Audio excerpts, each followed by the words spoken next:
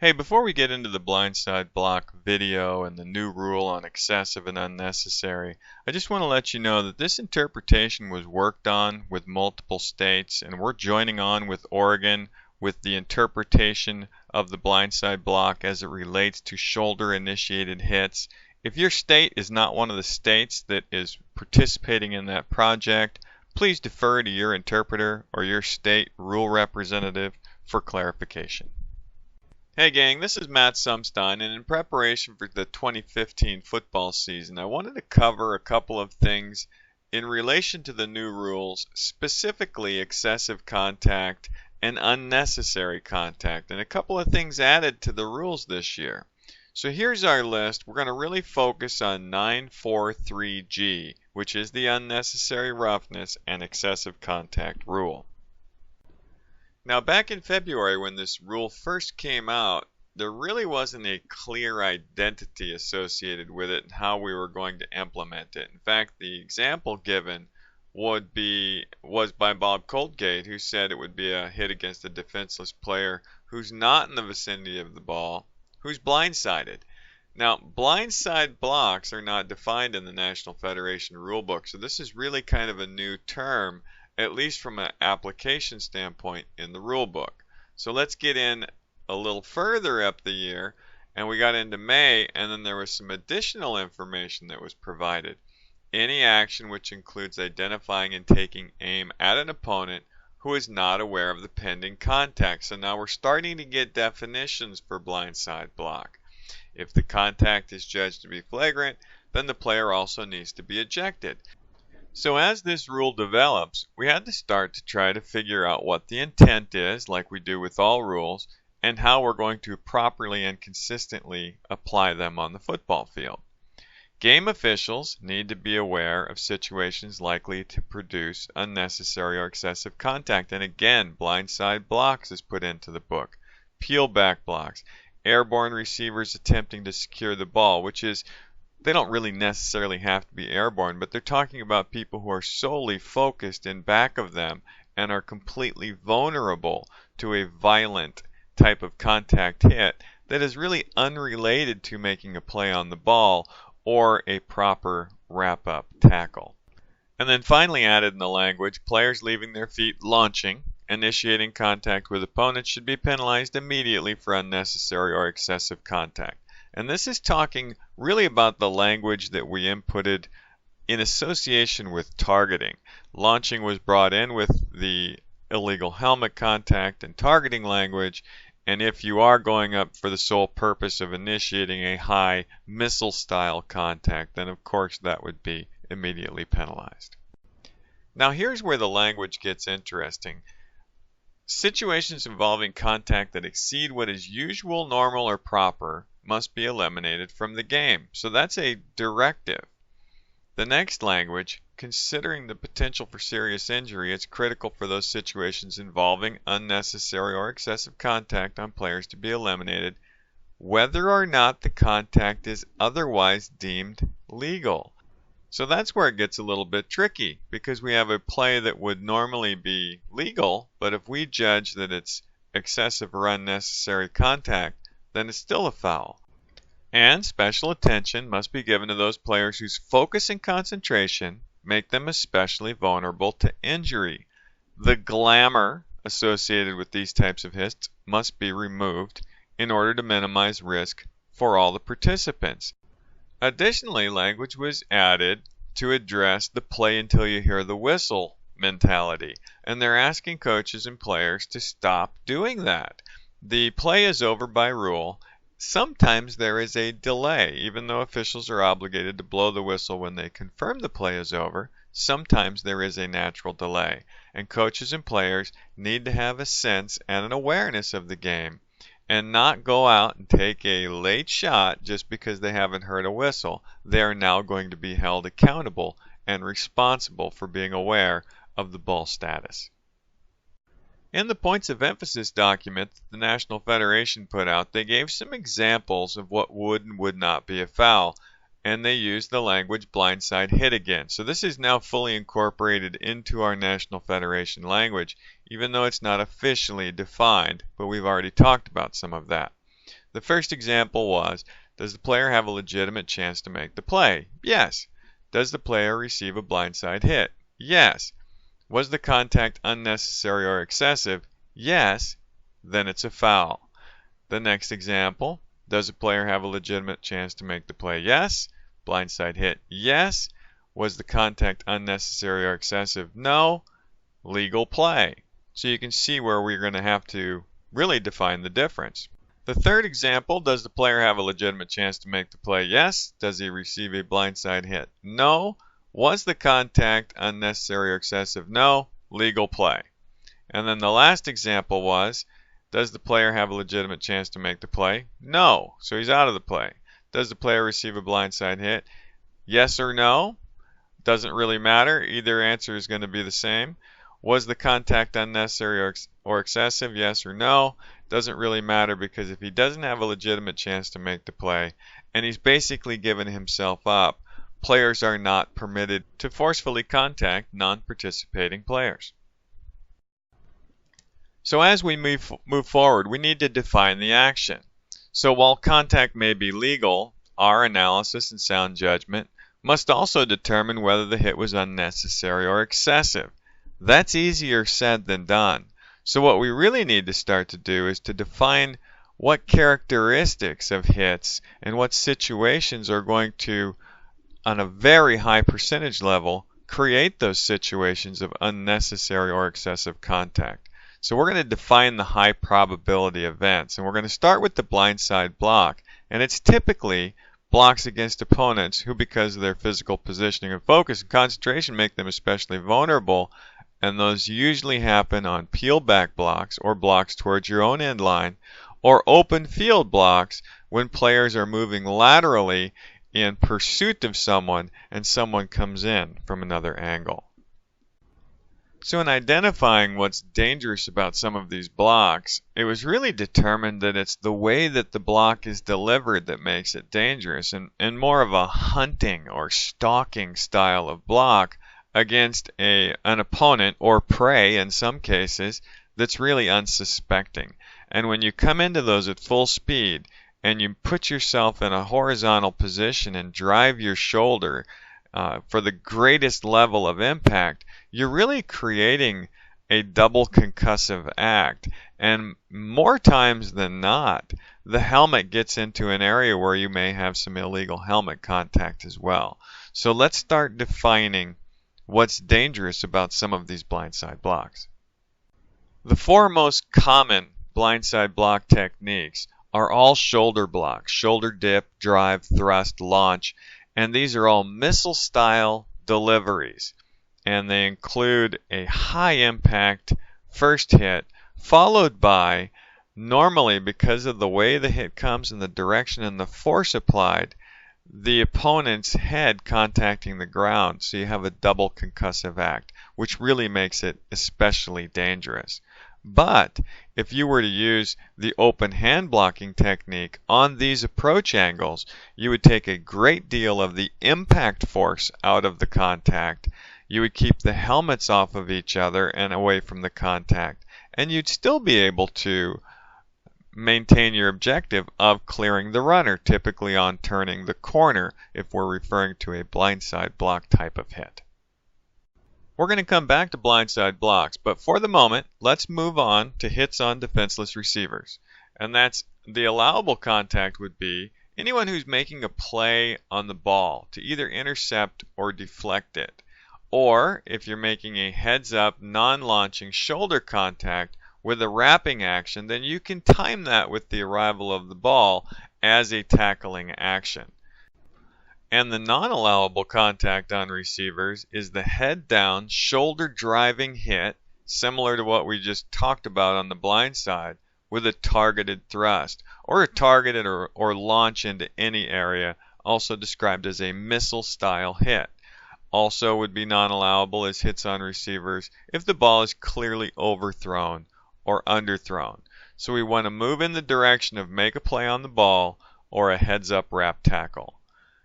Also, once a player has established clear possession of the ball and made a football-related act, he becomes a runner, and he's no longer classified as a blindside hit potential recipient or a defenseless receiver.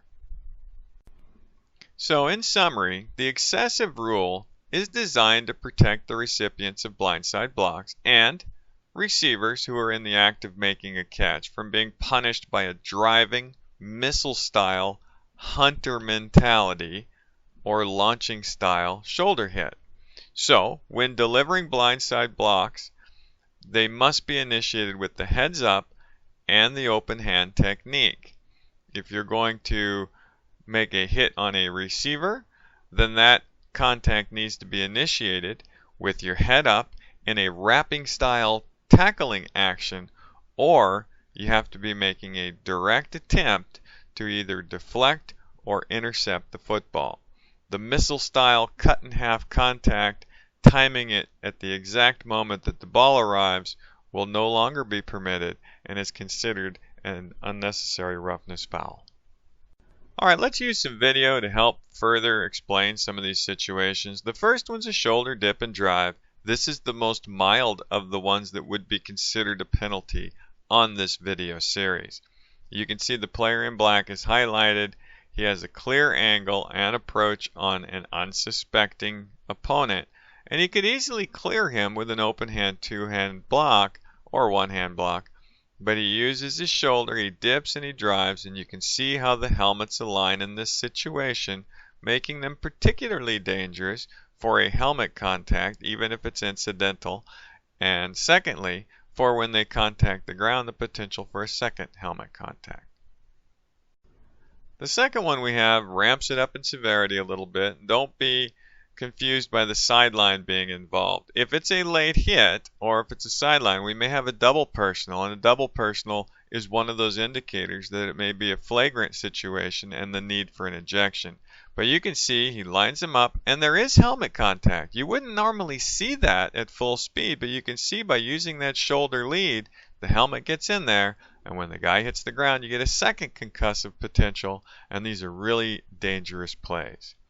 The third one, this is from a college game, but it's a great example of a running, blow-up, missile-style hit. And from this angle, it doesn't look like anything. But what we're going to do at the high school level, under the National Federation language, is we're going to refer to these as fouls because they're leads with the shoulder, and it's a high-impact, an unnecessary situation that could be accomplished with a two-hand push block, and you can see the helmet. He gets the face cage. You wouldn't normally see that in live action, but these types of blocks and that style of blocking leads to that. Here's a game for here's a play from an NFL game where a receiver doubles back. He's going back toward his old goal line. You can see him celebrating it there as well.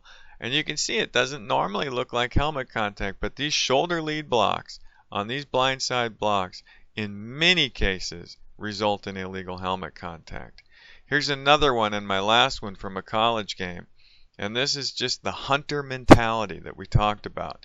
You get a guy running in the open field, he can easily be deflected, but instead they take this shoulder dip, and this is a thrust or a launching style action, and he puts the guy right on his head. You can see there that's the second concussive act. You have the impact concussive act and the contact with the ground, which creates a second concussive act. This next play is a play that occurs near the sideline, and in this case, because it is a late hit as well as what we're going to refer to as an illegal blindside block, this is a double personal and considered flagrant. Even though there's no helmet contact, the contact could have clearly been eliminated altogether. So we do have a late hit because the runner's out of bounds, and we have what is considered a illegal blindside block because the force of the contact in relation to the shoulder delivery. So this is going to be a double, considered flagrant, and the player will be ejected. This next play has a little bit of everything. It's got a blindside block that is not normal because it's not going in the direction of his own goal line. Right there you can see it. More of a defenseless player, and you've got some targeting in there. Also, when we go back and look at this, you can see how the hit is delivered by the jersey white. He's fully upright. He gets him a little high. So when we go back and look at some of those angles, we can discuss that. But these are all blindside. 1, right there. See how the helmet's aligned? 2, see how the helmet's aligned? And the third one we're going to get another look at when we come back and look at another angle. So this play has a lot of opportunity for development. 1, 2, and then up top you can see the helmet's aligning. We want all of those to be open hand push style blocks. And then here's the unusual one. You can see how high that hit is. Takes that player out. Unfortunately, he gets back up and is the recipient of one of those other nasty blocks. But this hit was ruled unnecessary roughness in the game. A very supportable call. We need to get that hit a little bit lower. And because that guy's concentration is focused back for such an extended period of time, that would also be one of those where we need to get an open hand block versus a shoulder or missile style launching block. We're going to move into a hit on a receiver. And when we talked about hits on defenseless receivers, we talked about either making a play on the ball or a wrapping heads up style contact. This is not a wrapping style contact. This is a head down missile style contact. And even though the flag came out late, that's a great call because this is defined as a defenseless receiver. He doesn't have to be in the air. He just has to be in the process of trying to acquire the ball. And this guy goes in and dips his head down and creates not only illegal helmet contact, but that's an unnecessary roughness hit on a receiver by our definition because it has to be a heads-up wrapping style hit or a play on the ball. Here's a receiver who's overthrown and then contacted by the defender, and it doesn't look like much when you look at it from this angle. Overthrow, hit, receiver falls down. No big deal.